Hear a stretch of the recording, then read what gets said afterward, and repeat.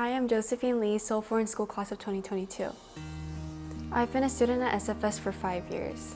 I think I have a wide range of interests and passions, but I would have to say that my two greatest passions lie in hydroponics and swimming. So just to talk about swimming first, I've been a competitive swimmer for the past 7 years. And at a young age, I have been swimming 14 to 20 hours a week. And at that time, I really thought that swimming was going to be my career path. I thought that I was going to become a professional swimmer in the future. But as I entered high school, I decided that I should redirect my focuses back onto academics. And so I continued to swim, and I met a lot of great friends in SFS through the swim program, but also through kayak, which is a program that SFS offers and is in relation to, and also through APAC, which is an international bond with many schools. And so I met a lot of friends, and we give each other a lot of advice, and I will be meeting a few of them when I go to college next year too. So I really think that swimming will be very memorable to me in the future as well. I started becoming interested in hydroponics in 9th grade through the personal project, which is a requirement for all MIP students in 9th grade and 10th grade. And I was actually interested in hydroponics because I've been living in urban communities my entire life. I lived in Seoul, Hong Kong, and New York City, so naturally I wasn't around much nature. And so I was curious about how countries such as South Korea that have weak agricultural systems, how they can actually feed millions of people that live in concentrated urban areas. And so that's what got me interested in hydroponics. And I built and designed my own hydroponics module. And I actually worked with a student at the University of Toronto to continue my research.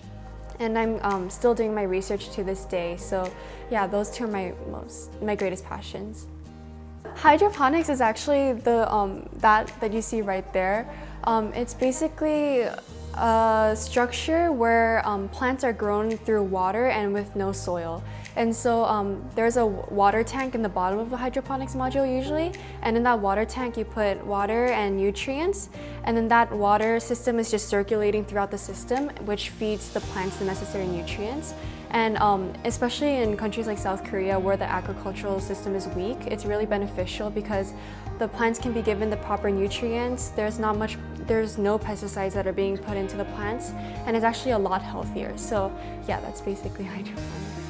I actually think that the experiences during school that were the most dreadful in the moment actually became the most beneficial to me in the future. Just to give an example, when I was in 10th grade, my math teacher would have me go up to the board and solve a lot of questions in front of a lot of people, and that made me really nervous. And just another example, in my humanities class in 10th grade, we used to have to do simulations where we do speeches in front of large classes, and it just made me really nervous during that time. But I realized that doing a lot of those actually made me a lot more courageous to talk in front of other people, and my leadership skills also improved a lot. So I'm really thankful for those experiences.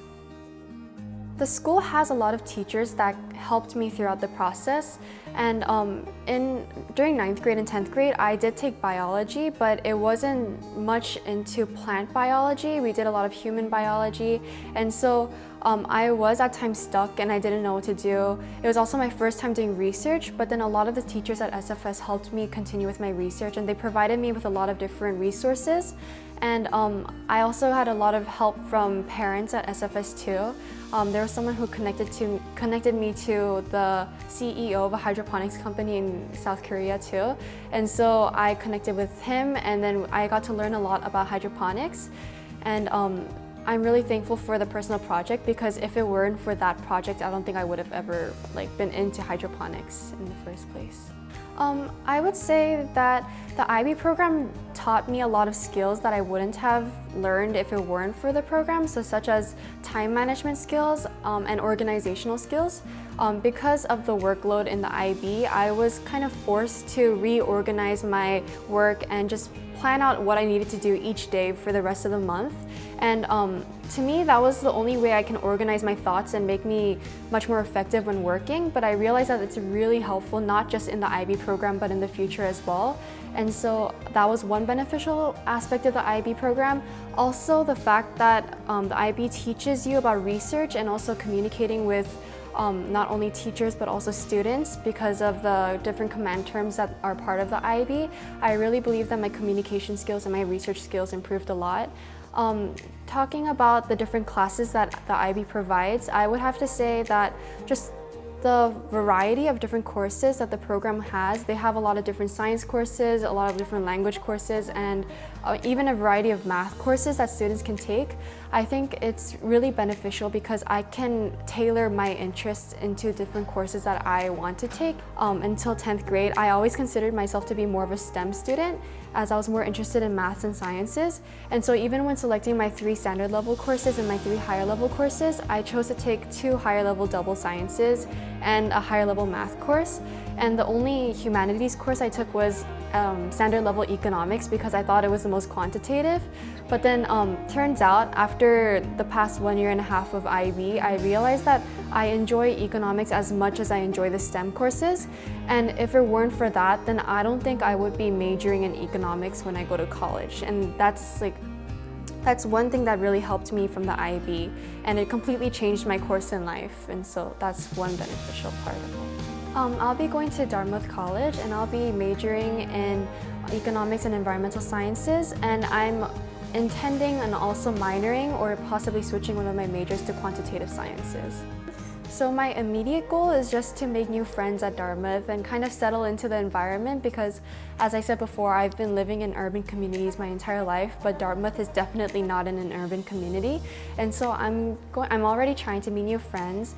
I'm also trying to adapt to the Dartmouth academic system because they have a very unique system, and that's what I love about the school, but I'm also not quite used to it, so that's my immediate goal. My long-term goal is to first graduate from the Dartmouth College and possibly get my master's degree in a different school or possibly even Dartmouth College, so that's my long-term goal.